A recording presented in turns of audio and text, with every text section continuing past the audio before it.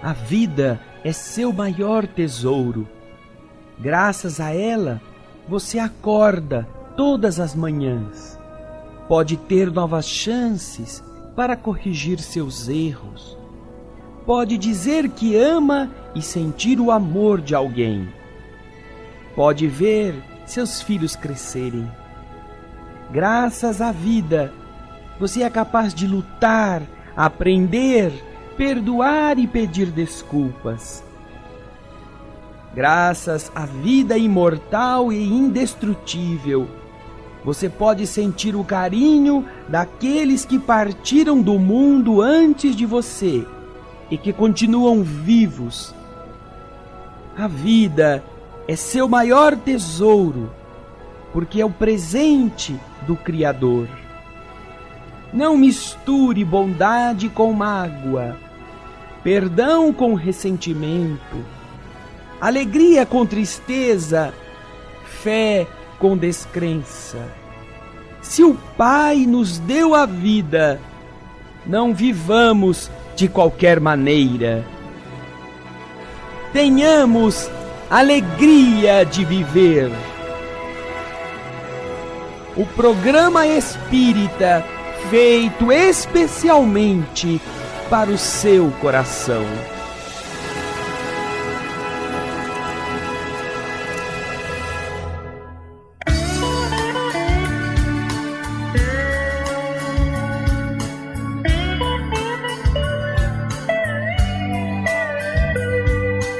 Olá, queridos ouvintes da Boa Nova, estamos iniciando mais um programa Alegria de Viver e, como sempre, com muita satisfação por estarmos aqui reunidos, aprendendo sempre um pouco mais sobre essa doutrina tão bonita que é o Espiritismo. Como você sabe, nós estamos estudando o livro A Caminho da Luz, livro que é do Espírito Emmanuel, a psicografia de Francisco Cândido Xavier. Nós já pudemos ver, falar a respeito da gênese planetária, ou seja, como que os planetas surgiram, como tudo se iniciou. Depois, nós também pudemos estudar a vida organizada, como que a vida surgiu na Terra, os micro-organismos, os primeiros habitantes da Terra, as formas intermediárias da natureza. Enfim, nós começamos a estudar tudo isso. E hoje nós estaremos falando a respeito das raças adâmicas. Então, pegue seu livro, o seu caderno, vamos estudar conosco, porque hoje temos muitas novidades para vocês. Meu nome é Solange Godoy, junto com o André Luiz Ruiz. Como vai, André? Olá, queridas irmãs, queridos amigos. Meu nome é André Luiz. Estamos aqui sempre neste programa levando a alegria que a Boa Nova faz chegar ao seu coração, graças aos nossos queridos Alailson Cunha e Luiz Leite.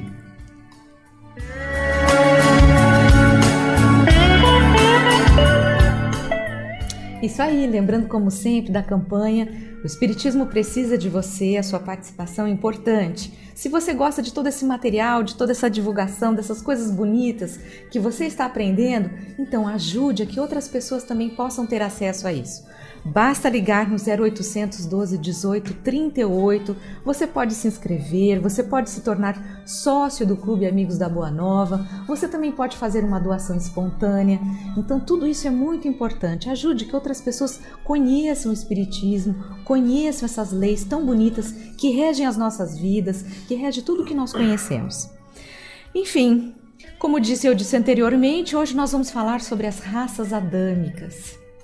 Posso iniciar, André? Você quer comentar alguma coisa? Pode sim, Solange, pode Então sim. Vamos lá, acompanhe com a gente a leitura do texto. O sistema de Capella é o subtítulo desse capítulo. Nos mapas zodiacais que os astrônomos terrestres examinam em seus estudos, observa-se desenhada uma grande estrela na constelação do Cocheiro, que recebeu na Terra o nome de Cabra ou Capella. Magnífico Sol entre os astros que nos são mais vizinhos. Ela, Capella, na sua trajetória pelo infinito, faz-se acompanhar igualmente da sua família de mundos, cantando as glórias divinas do ilimitado. A sua luz gasta cerca de 42 anos para chegar à face da Terra, considerando-se desse modo a regular distância existente entre a capela e o nosso planeta, já que a luz percorre o espaço com a velocidade aproximada de 300.000 quilômetros por segundo. Pode continuar. Quase todos os mundos que lhe são dependentes já se purificaram física e moralmente, examinadas as condições de atraso moral da Terra, onde o homem se reconforta com as vísceras dos seus irmãos inferiores, como nas eras pré-históricas de sua existência, marcham uns contra os outros ao som de hinos guerreiros, desconhecendo os mais comezinhos princípios de fraternidade e pouco realizando em favor da extinção do egoísmo, da vaidade e do seu infeliz orgulho. Solange, é importante que nós lembremos que essa história que Emmanuel está contando, ela pode ser detectada em termos de existência real. Existe no nosso cosmos toda essa referência que ele dá. E muitas pessoas costumam dizer, principalmente na doutrina espírita, que nós viemos de capela, né? Mas na verdade Emmanuel está explicando com clareza que os espíritos que foram trazidos de capela não vieram da estrela capela. A estrela capela é um sol bem maior do que o nosso, mas que ao redor deste sol, como Emmanuel conta, sistema planetário que lá existe continha um dos planetas muito semelhante ao nível que a Terra estava naquele período. Ou seja, havia neste sistema planetário, além de Capela, que era o Sol, uma série de planetas que até pouco tempo, Solange, os próprios astrônomos terrenos não reconheciam a possibilidade de existir planetas fora do sistema solar. Somente com o lançamento de determinados satélites de observação, estações orbitais que monitoram o céu com essa finalidade, é que eles começaram a ter convicção, baseada em provas, da existência de exoplanetas, planetas fora do sistema solar. Só agora, não faz 15 anos que isso se acelerou. Então, o que os espíritos estão contando através de Chico Xavier é um fato que somente agora, recentemente, os cientistas começaram a atestar com base nos sistemas de observação que os satélites modernos, telescópios espaciais, começaram a detectar, tiveram capacidade tecnológica para observar essa transformação de uma teoria que era antes negada, até ridicularizada pelos astrônomos, em um fato.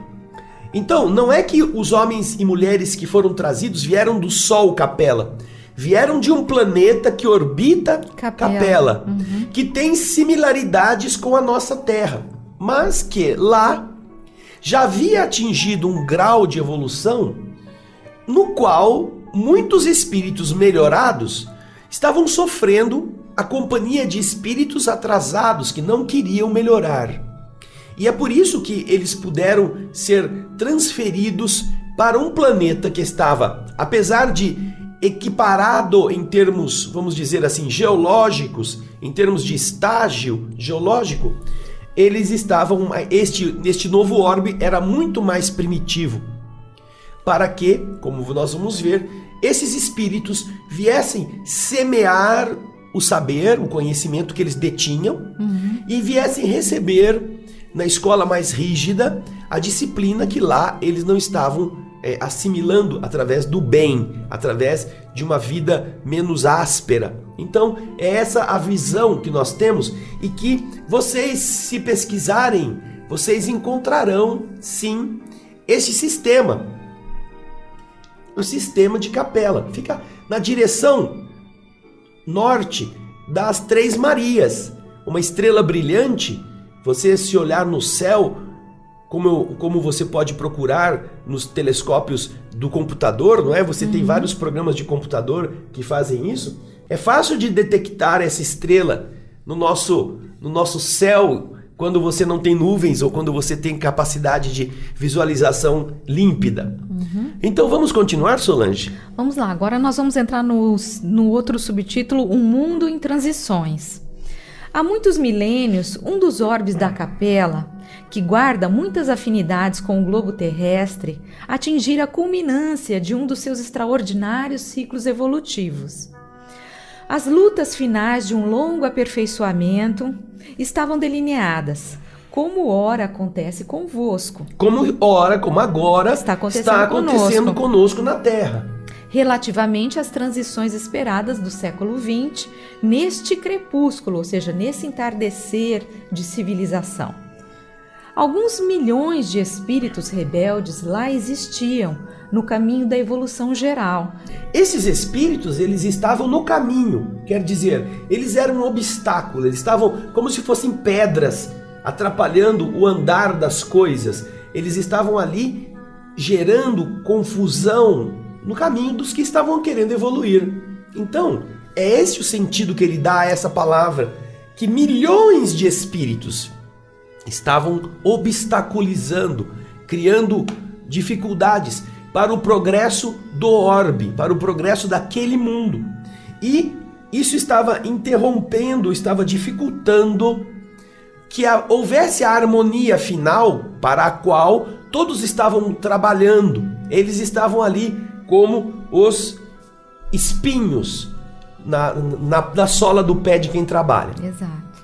Mas uma ação de saneamento geral os alijaria, os afastaria daquela humanidade que fizera jus à concórdia perpétua para a edificação dos seus trabalhos, dos seus elevados trabalhos. Então, o que você faz depois de ter colocado todo mundo para trabalhar, ter todos aceitado e meia dúzia não quer, meia dúzia quer protestar, meia dúzia quer fazer confusão? Então, você tem a paciência, eles tentam corrigir, mas chega um momento em que é necessário afastar estes rebeldes para que eles vão aprender a disciplina em outra parte, ao invés de estarem estragando o ambiente da maioria. E lá aconteceu a mesma coisa que está acontecendo na Terra hoje. Lá, por diversos caminhos, eles perderam a vida física e foram levados para um outro lugar, onde eles iriam então ter que, através da reencarnação, aprender como alguém que perdeu a possibilidade de morar na mansão e é colocado para morar no barraco, na favela. Isso nós vamos falar agora aqui no texto. As grandes comunidades espirituais, diretoras do cosmos, deliberam então localizar aquelas entidades que se tornaram pertinazes no crime aqui na Terra, longínqua, onde aprenderiam a realizar na dor e nos trabalhos penosos do seu ambiente as grandes conquistas do coração e impulsionando simultaneamente o progresso dos seus irmãos inferiores. Nós observamos então com isso, Solange, que primeiro, existe um governo sublime, sábio, justo, que controla a evolução dos diversos mundos. Os seres que estão vivendo nesses mundos não estão ali jogados ao acaso. Existem regras, existem leis que devem ser respeitadas.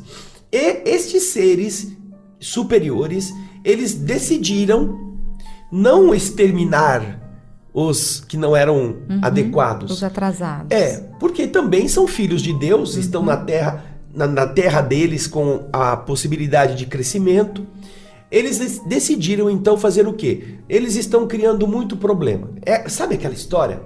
Para você entender bem o que eu estou falando, você mora num prédio de 10 apartamentos. O prédio tem 10 andares e 10 famílias moram nele.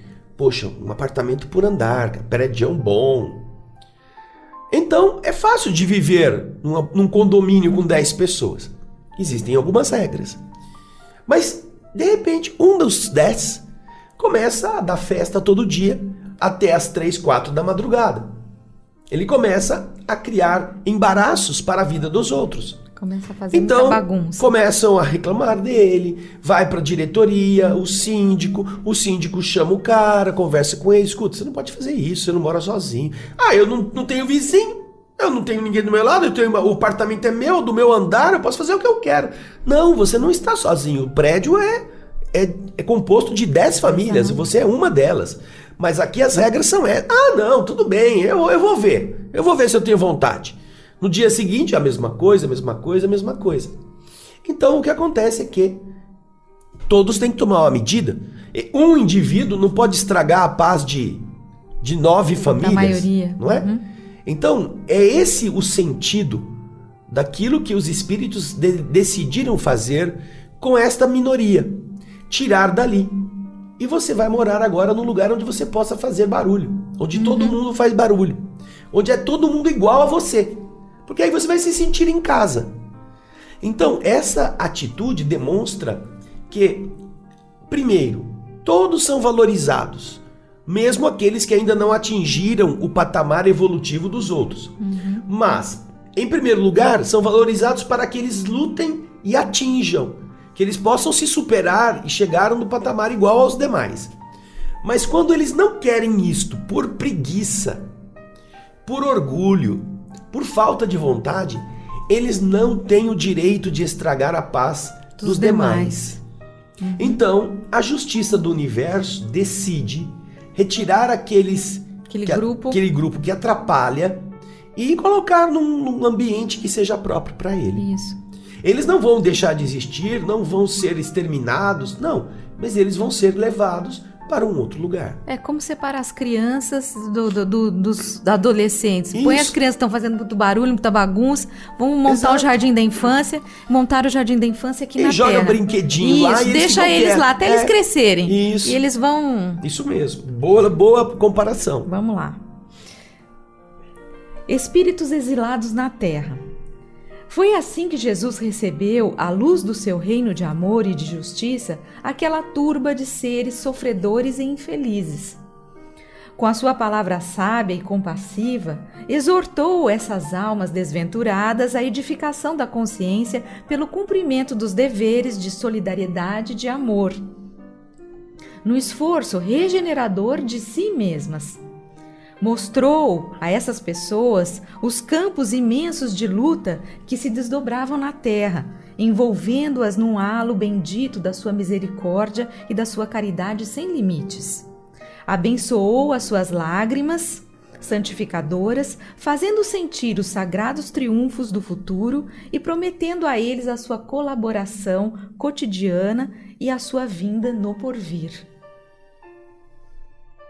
Aqueles seres angustiados e aflitos que deixaram atrás de si todo um mundo de afetos, não obstante os seus corações empedernidos, endurecidos na prática do mal, seriam degredados na face obscura do planeta terrestre. Andariam desprezados na noite dos milênios da saudade e da amargura.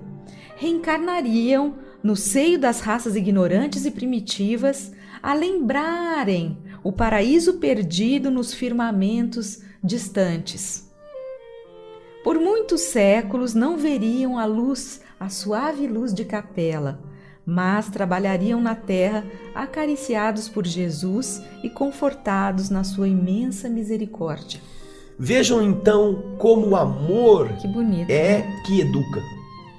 Nós ficamos imaginando, Solange, como devem existir por cima dessas estruturas a direção augusta que decide em um mundo que está a quase 45 anos-luz da Terra, que em um rincão de milhões de quilômetros existe um mundo cuidado por um espírito nobre, que é o Senhor da Terra, o Divino Mestre, que vai acolher isto.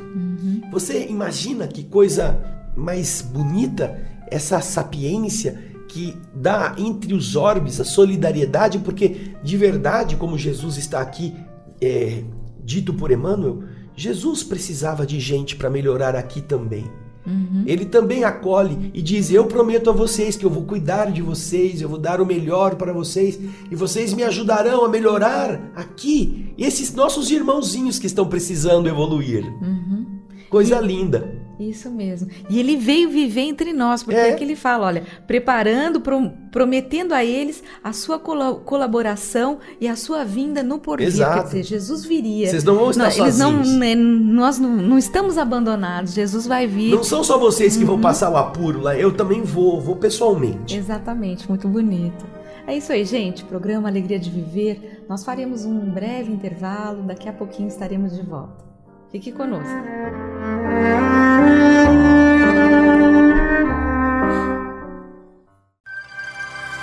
Estamos apresentando o programa Alegria de Viver.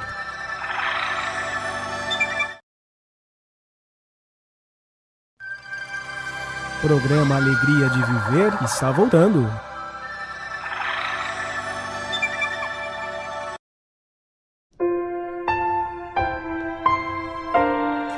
Nós estamos retornando com o programa Alegria de Viver. Para você que se sintonizou conosco agora, nós estamos fazendo a leitura e o comentário do livro A Caminho da Luz, livro que é do Espírito Emmanuel, a psicografia de Francisco Cândido Xavier. Estamos no capítulo 3º, que fala sobre as raças adâmicas. E no bloco anterior, nós estávamos vendo que aquele grupo de espíritos atrasados, renitentes no mal, foi retirado de Capela, de um planeta próximo à Capela, e foi banido, foi trazido para a Terra, porque eram espíritos muito atrasados que estavam perturbando aquela região. Então foram trazidos para a Terra para que eles, através das suas experiências, pudessem se aprimorar, pudessem melhorar, e que apesar do atraso deles, Jesus estaria orientando, estaria organizando, estaria envolvendo esses seres para que eles pudessem evoluir. Então, André, mais algum sobre comentário? Isso, Solange, é importante lembrar do seguinte: aquilo que para nós é lixo, para outros é solução. Nós vamos nos nossos lixões, aqueles que já podem fazer essa experiência, as cidades grandes possuem aterros sanitários. E esses aterros sanitários, em vários lugares, eles são visitados por multidões, pessoas que vão revirar o entulho. Em outros lugares, ao invés de chegar até o aterro sanitário, existem pessoas que caminham pelas ruas abrindo sacos de lixo para ver se encontram alguma coisa que lhes sirva. Outros vão em determinadas regiões onde são colocados os que não querem mais aparelhos, os que querem compraram novos artefatos para os seus lares, eles vão e despejam os seus velhos sofás, camas, cômodas. Então, ao invés de jogar no lixo, quebrar e pôr fogo, o que eles fazem? Eles levam lá numa caçamba, põem tudo lá na caçamba, e tem um monte de gente que vai na caçamba, que aproveita, que vai e pega, e aproveita. Então, o que nós estamos vendo aqui é uma coisa que hoje, modernamente, nós chamamos reciclagem. Não é? A reciclagem, no nosso mundo, é uma reciclagem material, não é? De produtos. Plástico, metal, papel, vidro. Mas, no mundo espiritual, a reciclagem é de almas. Então, o que nós vimos é que aquilo que era um problema, que era um dejeto, que era uma escória, que não quis se transformar em uma coisa pura, ali não serve, é lixo. Mas eles tiram dali e levam para um outro ambiente onde aquela escória que lá era lixo, agora é fundamental para ajudar aquele ambiente novo a andar mais depressa. Porque, de uma certa forma, também eram seres mais evoluídos, que vieram de Capela para cá e trouxeram um pouco desse conhecimento para fazer com que os seres que viviam na Terra pudessem também fecundar a inteligência humana que estava brotando na Terra. Vamos imaginar, querida irmã, querido irmão, que você esteja em uma empresa, numa cidade grande, uma empresa que produz aço, e exista um monte de sobras de ferro gusa, coisas que a empresa joga fora porque não usa. Mas que você pega esse ferro, usa esse lixo que a empresa está jogando, e você pede para a pessoa responsável que você gostaria de pegar aquele lixo porque você vai usar aquilo, você vai fazer algumas coisas. E então você leva o ferro, você descobre um processo e você então derrete aquele ferro, você mistura com alguma outra coisa e você começa a fazer faca de ferro, colher de pedreiro, você faz enxada, facão ou faca para cortar mato, rastelo para sujeira grossa. E aí você pega tudo isso que você fabricou com aquele ferro e você tem um parente que mora lá no sertão da Paraíba. Um sertão que só vive na miséria mais absoluta, que não tem nenhum recurso a não ser o cipó que nasce, um pedaço de pau de árvore retorcida. Então o que você faz? Você pega aquelas enxadinhas, aquelas coisas que não servem numa cidade grande que tem o aço, e você leva para aquela comunidade. E eles chegam vendo aquilo, nossa, que maravilha! A gente vai ter uma enxada, vai ter uma pá, uma picareta, alguma coisa que a gente possa quebrar essa terra dura. Antes era só nossa mãe, um pedaço de pau. Para eles é uma maravilha. Ou seja, você vai gerar naquele grupo civilizatório um aceleramento no seu trabalho de sobrevivência, na sua construção de novas técnicas para retirar mais recursos da vida. Então você vê que é uma reciclagem muito mais nobre, essa que Emmanuel está contando, que os espíritos realizam, trazendo entidades que lá não eram mais possível estar, para um lugar onde eles vão ser a cereja do bolo, vamos dizer, como o povo gosta de falar. Sim. Os seres que estavam neste novo orbe, para onde eles foram levados, eram muito primitivos. Eles estavam em estágio ainda de evolução básica.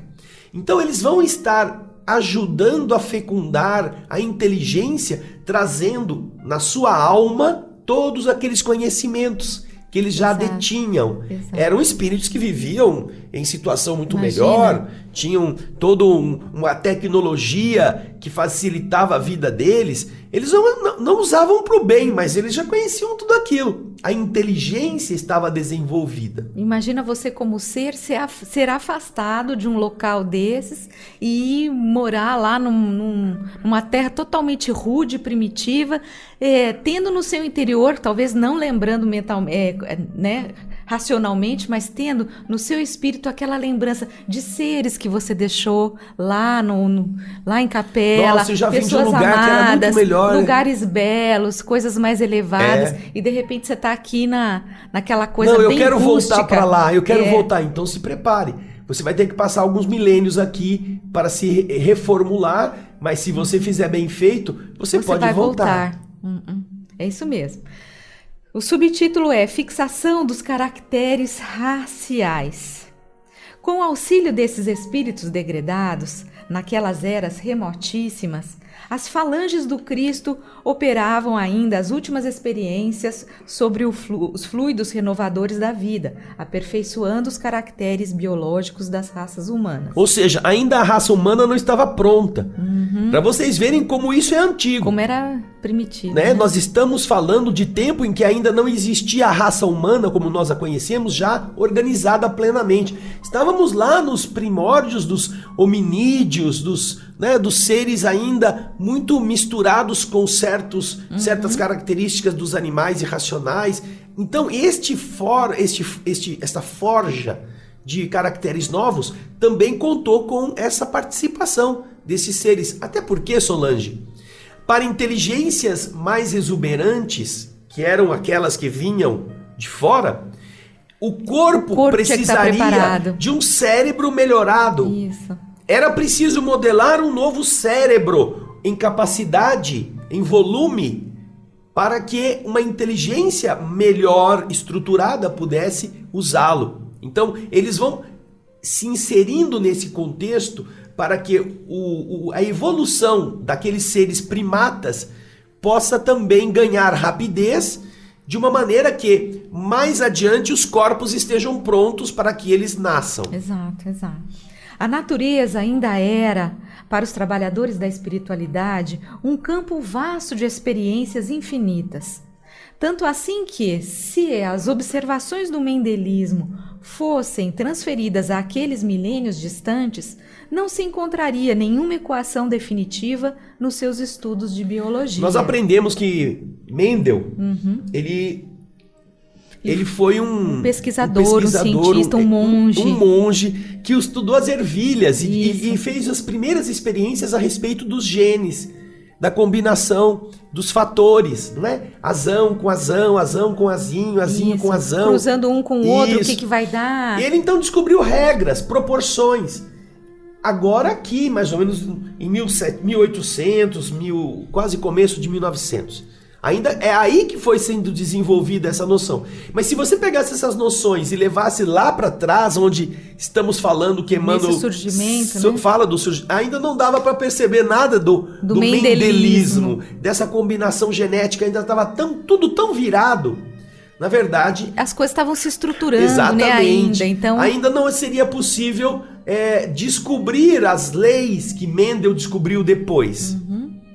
A moderna genética não poderia fixar, como hoje, as expressões dos genes.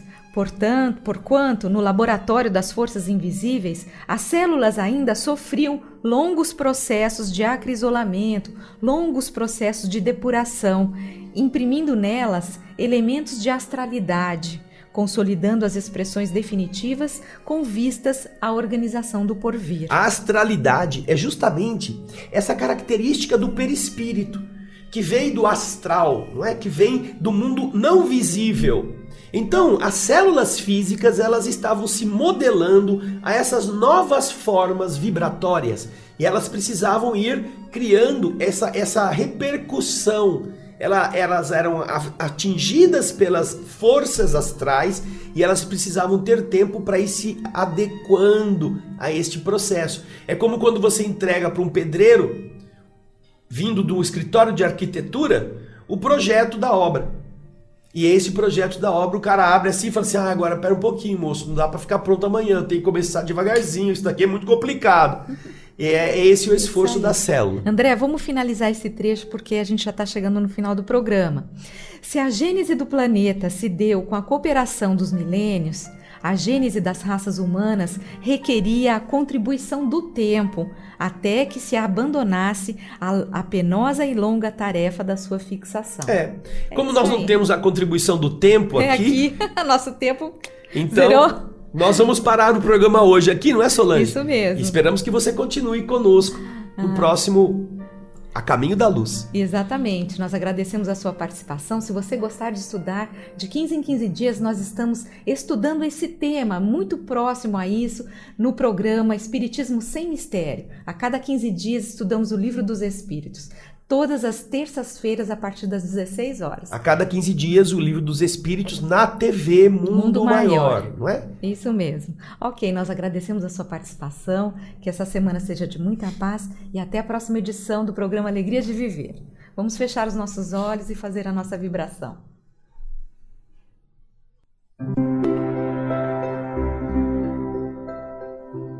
Senhor, obrigado por nos ajudar a entender o esforço da divindade em dar a cada aluno no educandário da vida a condição necessária a seu crescimento. Aquilo que de verdade será a potencialização dos seus recursos no seu estágio evolutivo, nunca exigindo demais de quem não consegue ainda. E nunca deixando sem utilizar os potenciais daqueles que já podem receber lições mais avançadas. Obrigado por nos ajudar a compreender que estamos aonde precisamos e que passamos por todas as lições que temos condições de superar. Que Deus não faz com que seus filhos precisem carregar pesos sem terem forças. E que se porventura possa nos parecer muito áspera a prova, a subida, o teste, nós nos lembremos de que se nele nos encontramos, é para aprendermos coisas que ainda não sabemos. Não é para que pereçamos, nem é para que fujamos do desafio. É para meditar a respeito, encontrar uma solução menos violenta. Porque geralmente, Jesus, quando encontramos alguém que é um obstáculo no caminho, os homens geralmente pensam: se tivesse morrido seria um alívio. Mas a morte do corpo está longe de ser o fim do problema. Quantas pessoas não estão esperando que a sogra morra para se sentir livre, que o sogro tenha uma síncope para não ter mais que aquele indivíduo intragável pertença ao rol dos seus companheiros de família.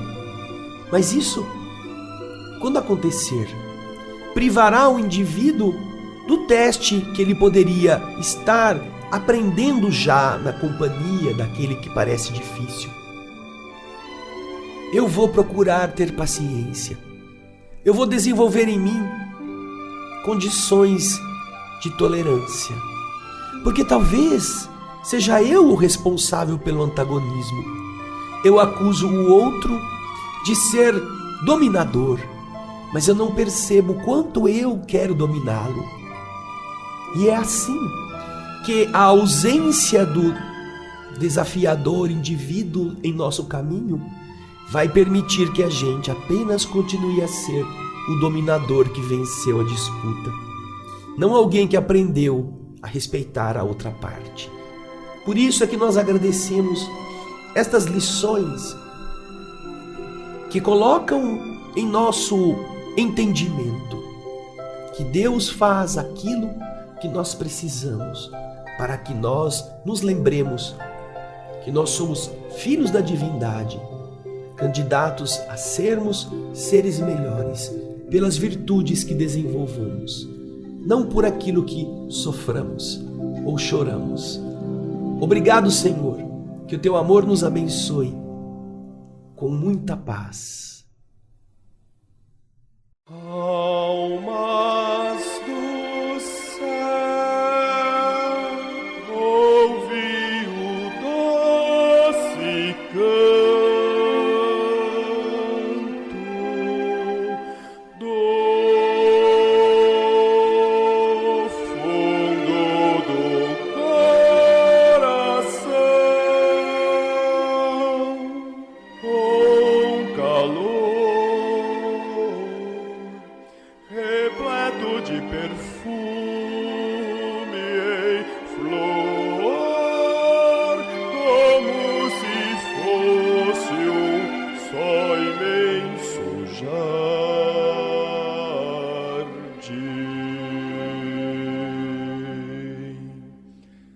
É a voz do bem que o Cristo tem para espalhar por toda a terra e fazê-la cantar.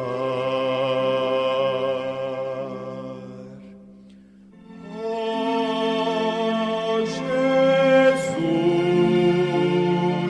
que bom ter-te encontrado nesta estrada de paz e luz.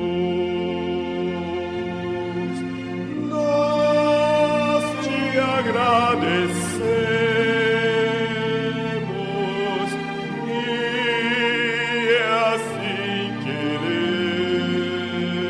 queremos te espalhar, te dividir com quem não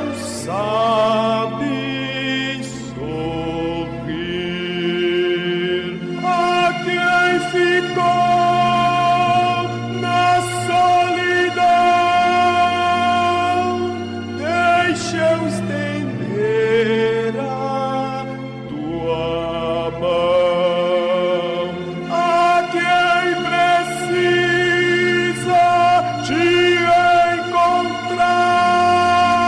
encontrar. Deixe ajudá-lo a te achar, ó meu Senhor.